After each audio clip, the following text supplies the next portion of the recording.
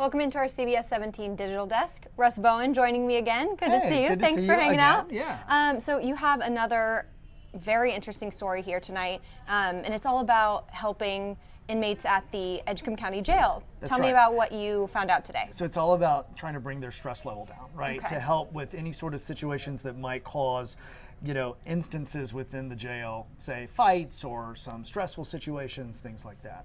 And so basically they're in the testing phase of what's called biofeedback, right? And so an inmate comes into what used to be the lineup room, right?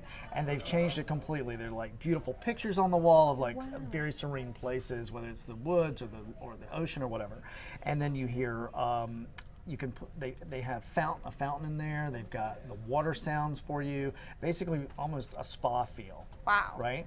And so then they have these folks sit down and they put in a clip on their ear that monitors their heart rate essentially. And you look at your phone and it tells you where you are. So the colors change. If it shows that you're highly stressed, it tells you when you need to breathe. It tells you when you need to breathe deep. And what you want is you want to be in a certain color zone to bring down that stress level. Okay, and you actually visited today. You got to see. I went there today. We have some video, and I tried it myself, and it's pretty extraordinary. Now, you might have heard about this before. That's an actual inmate who's showing us how it works. Okay. And he said it really does make a difference. They've already seen fights go down in the jail, and this is just the testing phase. Now, is this voluntary?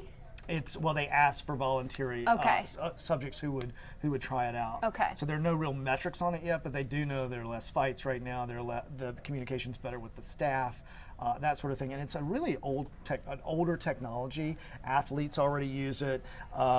It's being used in some schools, and it's all about monitoring trauma and helping to control your reaction to any trauma that you might have been through. And one of the goals of the sheriff is that they learn this technique so that when they leave the jail, they can calm themselves down in that split second where they're like, could do something that puts them back in jail, right? So this is helping them get ready for, when they enter the world again. Right? Yeah. Exactly, and hopefully thin the population, because at the end of the day, it's a super inexpensive way to do it. Right. Right.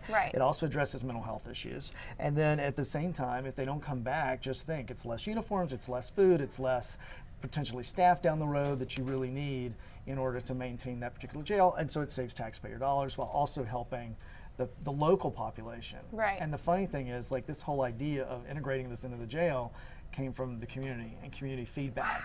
Right? So that's amazing. It's pretty amazing. This is over in Tarboro, and you said this is one of the first in the country? They believe they may be the only one in the country, but they're sure there are only a few if they're not the only one in the country.